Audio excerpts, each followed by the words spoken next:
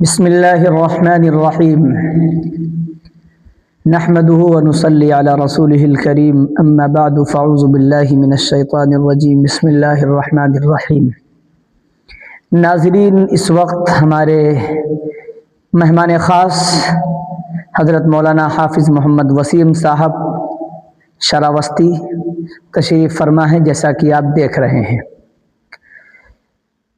قدرت کا عجیب نظام ہے اور اللہ تعالیٰ کا عجیب کرشمہ ہے کہ علم کا تعلق خوبصورتی سے نہیں ہے اور کپڑوں سے نہیں ہے۔ اگر کسی آدمی کے علم کو جج کرنا ہے، کسی آدمی کے علم کو دیکھنا ہے، تو اس کے کپڑوں سے آپ جج نہیں کر سکتے، اس کے کپڑوں سے آپ اندازہ نہیں کر سکتے۔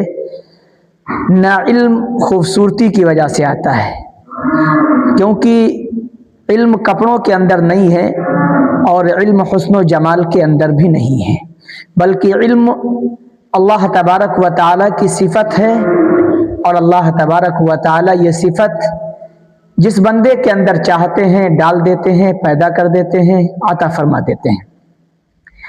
حافظ وسیم صاحب آپ کے سامنے موجود ہیں، بظاہر دیکھنے میں زیادہ خوبصورت نہیں ہیں اور کپڑے بھی بہت زیادہ اسٹینڈرڈ نہیں ہیں، زیب و زینت میں بہت زیادہ آگے نہیں رہتے ہیں، لیکن اللہ تعالیٰ نے جو ایک ان کو نعمت عظمی عطا فرمائی ہے، عظیم نعمت عطا فرمائی ہے، وہ ہے قرآن پاک کی نعمت۔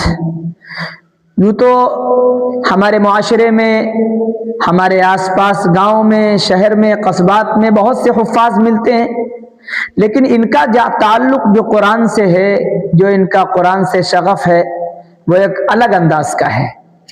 قرآن کتنا شاندار ان کو یاد ہے، اس سلسلے میں ایک ویڈیو آپ کے سامنے آ بھی چکی ہے۔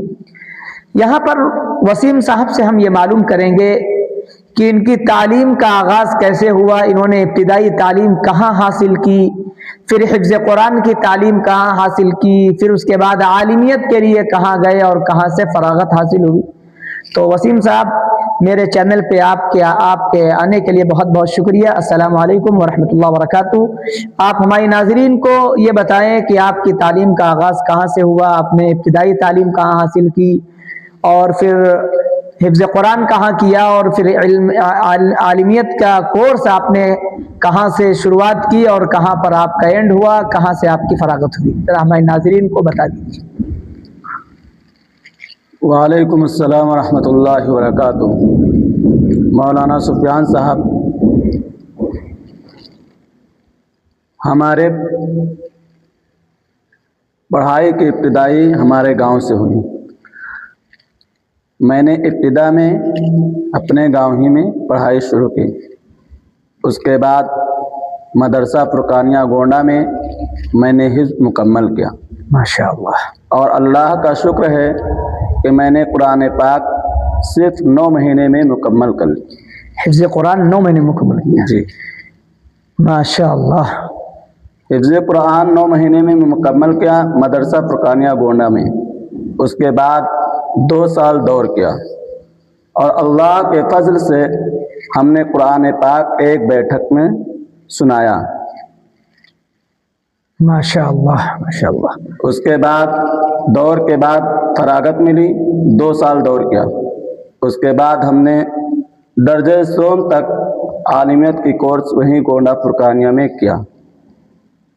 اس کے بعد درجہ سوم کے بعد درجہ چہارم اور درجہ پنجم مدرسہ نور العلوم بہرائچ میں کیا۔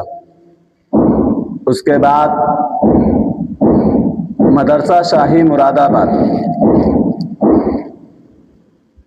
درجہ ہفتم اور دورہ حدیث تک مدرسہ شاہی مراد آباد میں کیا، وہیں سے سند فراغت حاصل ہوئی ہے۔ ناظرین، مولانا وسیم صاحب کی جو ابتدائی تعلیم ہے وہ تو گاؤں سے ہوئی ہے، اس کے بعد مولانا حافظ صاحب گونڈہ تشریف لے گئے اور مدرسہ فرقانیہ وہاں ہے، بہت اچھا ادارہ ہے، تعلیمی اور تربیتی ادارہ ہے، اس کے اندر انہوں نے حفظ کی تعلیم حاصل کی، اور الحمدللہ جیسا کہ آپ کو بتایا کہ 9 مہینے میں انہوں نے قرآن پاک حفظ مکمل کیا ہے، اور اس کے بعد 2 سال انہوں نے لگ کے دور کیا ہے اور اتنا اچھا قرآن یاد ہو گیا کہ انہوں نے پورا قرآن ایک بیٹھک میں سنایا. اس کے بعد ابتدائی تعلیم عالمیت کی بھی 3 سال انہوں نے گونڈہ فرقانیہ ہی میں حاصل کی. اس کے بعد نورالعلوم بہرائچ جو ان کے علاقے کا بہت ہی بڑا اور منفرد ادارہ ہے 2 سال وہاں تعلیم حاصل کی. اس کے بعد 3 سال مدرسہ شاہی مراد آباد میں رہے اور وہیں سے سند فراغت حاصل کی ہے. ماشاءاللہ یہ ہے ان کی تعلیمی آغاز بھی اور انجام بھی. ان کی ابتدا کہاں سے ہوئی اور انتہا کہاں پر ہوئی. اب دوسرا سوال مولانا وسیم صاحب یہ ہے کہ آپ کی فراغت کس سن میں ہوئی اور اس سن فارغ ہونے کے بعد آپ نے کیا مشغلہ چنا ہے؟ اس وقت آپ کی مصروفیت کیا ہے؟ اس وقت آپ کیا کر رہے ہیں؟ تعلیم و تدریس سے جڑے ہوئے ہیں یا کوئی دوسرا مشغلہ ہے یا کاروبار کی لائن میں ہیں یا تجارت کی لائن میں ہیں؟ اس وقت کیا مصروفیت ہے؟ پہلے تو آپ یہ بتائیں کس سن میں آپ کی فراغت ہوئی؟ ہماری فراغت 2016 میں ہوئی. 2016 میں مدرسہ شاہی مراد آباد سے. جی. اس کے بعد ندوہ کالج میں 2 سال عربی ادب کیا میں نے. ماشاءاللہ. ندوہ کالج سے فراغت کے بعد ہمارے مدرسے میں ہمارے گاؤں میں ایک مدرسہ ہے، اسی میں ہم مکتب پڑھاتے ہیں. مکتب پڑھا رہے ہیں، مکتب کی خدمت انجام دے رہے ہیں. لفظ مکتب آتے ہی آپ لوگوں کے ذہن میں ایک چھوٹا سا تصور آ جاتا ہے کہ بتائیے انہوں نے حفظ قرآن کیا، عالمیت کی ڈگری حاصل کی، پھر ندوے میں بھی عربی ادب کیا، اس کے باوجود بھی یہ مکتب پڑھا رہے ہیں. تو یاد رکھیے گا کہ مکتب کوئی چھوٹی تعلیم نہیں ہے. اصل ہے خلوص للہیت اور نیت کے اندر اخلاص. اگر آپ بچوں کو نورانی قاعدہ بھی اخلاص اور اچھی نیت کے ساتھ پڑھا رہے ہیں تو بخاری پڑھانے والے کے برابر آپ کو ثواب ملے گا اور قرآن پڑھانے والے کے برابر آپ کو ثواب ملے گا اور تفسیر پڑھانے والے کے برابر ثواب ملے گا. اور مکتب یہ تو بنیاد ہے. پودا لگایا جاتا ہے، اس کے بعد اس کی دیکھ ریکھ کرنا یہ کمال ہے. جب پودا بڑا ہو جاتا ہے تب تو کوئی مشکل نہیں. تو مولانا وسیم صاحب جو مکتب کی تعلیم دے رہے ہیں، جس مکتب سے جڑے ہوئے ہیں، وہاں گویا کہ بنیادی تعلیم، بنیادی عقائد اور بنیادی مسائل سے بچوں کو آگاہ کیا جاتا ہے اور بچوں کو بتایا جاتا ہے. تو ماشاءاللہ مکتب کی تعلیم یہ دے رہے ہیں، یہ بہت بڑا اہم کام ہے. مکتب کو ہلکے میں اور چھوٹا نہیں سمجھنا چاہیے. عام طور سے جب لفظ مکتب آتا ہے لوگوں کے ذہن و دماغ میں ایک غلط تصور آ جاتا ہے. حالانکہ مکاتب کا جہاں تک تعلق ہے، مکتب کا جہاں تک تعلق ہے، حضرت مولانا علی میاں ندوی رحمۃ اللہ علیہ کی یہ سوچ تھی اور ان کی یہ فکر تھی کہ ہر گلی میں، ہر گھر میں مکتب قائم ہونا چاہیے، کیونکہ مکتب کی بنیاد ہی پر بچوں کے ایمان کی حفاظت ہو سکتی ہے اور ان کے ایمان کا تحفظ ہو سکتا ہے، ان کے ایمان کو بچایا جا سکتا ہے.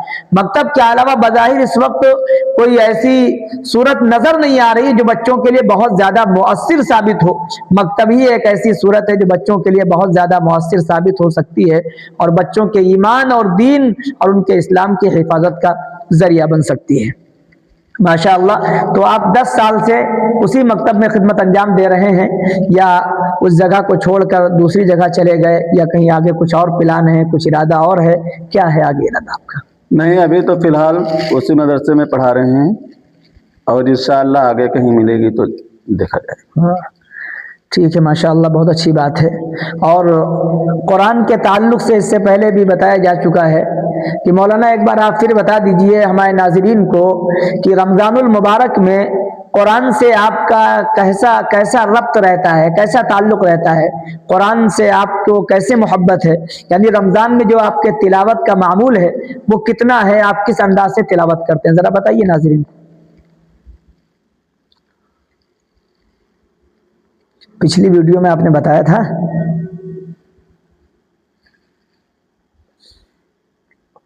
ہمیں سب گڑبڑ کر دیا تم یار، واقعی ابھی وہی 30 والا بتانا رہا تم کا. ہر وقت وہی کہا ہوتا ہے.